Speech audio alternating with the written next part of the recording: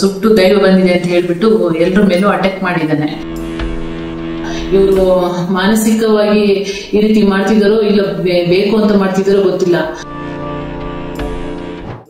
ಕುಟುಂಬದೊಳಗಿನ ಆಸ್ತಿ ಗಲಾಟೆ ಕೇಸ್ಗಳು ಇಂದು ನಿನ್ನೆಯದಲ್ಲ. ಆಸ್ತಿಗಾಗಿ ಅಣ್ಣ ತಮ್ಮಂದಿರ ನಡುವೆ, ದಾಯಾದಿಗಳ ನಡುವೆ ಗಲಾಟೆ ನಡೆದ ಪ್ರಸಂಗಗಳನ್ನು ಕೇಳಿದ್ದೇವೆ. ಆದರೆ ಇಲ್ಲೊಂದು ವಿಚಿತ್ರ ಘಟನೆ ನಡೆದಿದೆ. ಪಿತ್ರಾರ್ಜಿತ ಆಸ್ತಿಗಾಗಿ ಗಲಾಟೆ ನಡುವೆ ದೈವ ಮೈಮೇಲೆ ಬಂದಿದೆ ಎಂದು ಸಹೋದರನೊಬ್ಬ ಗಲಾಟೆ ಮಾಡಿದ ಪ್ರಸಂಗ ಕೊಪ್ಪ ತಾಲೂಕಿನ ಚಿಕ್ಕನಗುಂಡಿ ಗ್ರಾಮದಲ್ಲಿ ನಡೆದಿದೆ.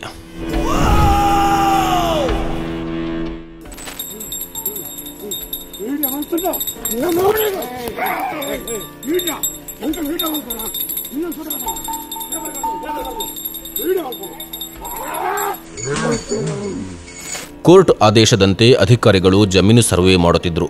ಈ ವೇಳೆ ಏಕಾಏಕಿ ಕೈಯಲ್ಲಿ ಬೆಂಕಿ ಹಿಡಿದು ಓಡಿ ಬಂದ ಸುರೇಶ್ ಎಂಬವರು ತನ್ನ ಮೈ ಮೇಲೆ ದೈವ ಬಂದಿದೆ ಎಂದು ಹೈ ಡ್ರಾಮಾ ಮಾಡಿದ್ದಾರೆ. ಮಕ್ಕಳೊಂದಿಗೆ ಜಾಗಟೆ ಬಡಿಯುತ್ತಾ ಸರ್ವೆ ನಡೆಯುತ್ತಿದ್ದ ಸ್ಥಳಕ್ಕೆ ಬಂದ ಸುರೇಶ್ ಬೆಂಕಿ ಹಿಡಿದು ಜಮೀನಿನಲ್ಲಿ ಓಡಾಡಿದ್ದಾರೆ. ಅಷ್ಟೇ ಅಲ್ಲ, ಇದನ್ನೆಲ್ಲ ನೋಡುತ್ತಾ ಅಲ್ಲೇ ನಿಂತಿದ್ದ ತಮ್ಮನ ಪತ್ನಿ ರಮ್ಯಾ ಮೇಲೆ ಹಲ್ಲೆ ಮಾಡಿದ್ದಾರೆ.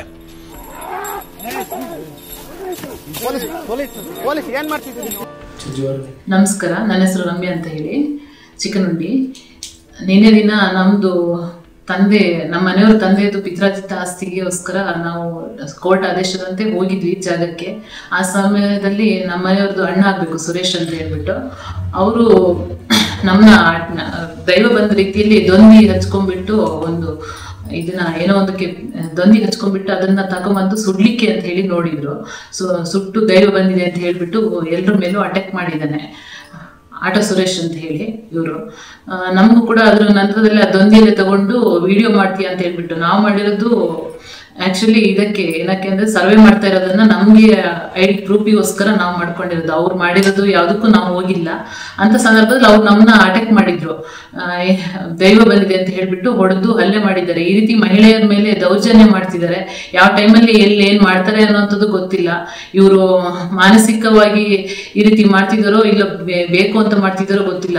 ನಿನ್ನೆ ಕೂಡ ಬೇರೆಯವ್ರ ಹತ್ರ ಹೇಳಿದಾರಂತೆ ಇವರು, ನನಗೆ ಮಾನಸಿಕ ಅಲ್ಲ, ಅವರಿಗೆ ಆಸ್ತಿ ಏನು ಕೊಡಬಾರ್ದು ಅನ್ನೋ ಉದ್ದೇಶಕ್ಕೋಸ್ಕರ ಈ ರೀತಿ ಮಾಡ್ತಾ ಇದ್ದೀನಿ ಅಂತ ಹೇಳ್ಬಿಟ್ಟು ತುಂಬಾ ಜನ ಹತ್ರ ಹೇಳಿದಾರಂತೆ.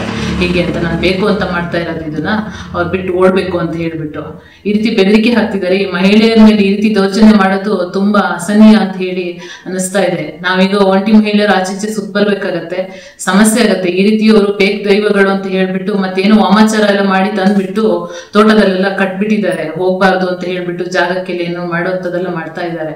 ಇದು ಯಾವ ಉದ್ದೇಶದಿಂದ ಮಾಡ್ತಾರೋ ಗೊತ್ತಿಲ್ಲ. ಆದ್ರೂ ಸ್ವಲ್ಪ ಜನಗಳು ಇದ್ರ ಬಗ್ಗೆ ಎಚ್ಚೆತ್ಕೊಂಡ್ರೆ ತುಂಬಾ ಒಳ್ಳೇದಿತ್ತು ಅಂತ.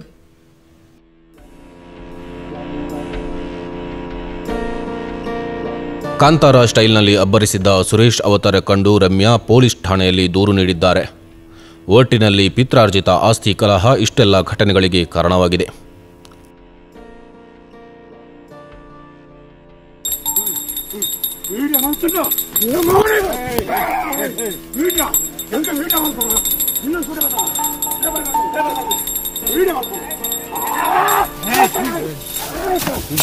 ಪೊಲೀಸ್ ಏನ್ ಮಾಡ್ತಿದ್ದೀರಿ?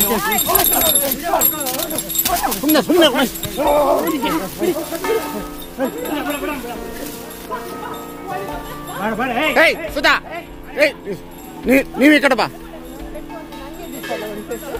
ನಂಗೆ ಸಾಕು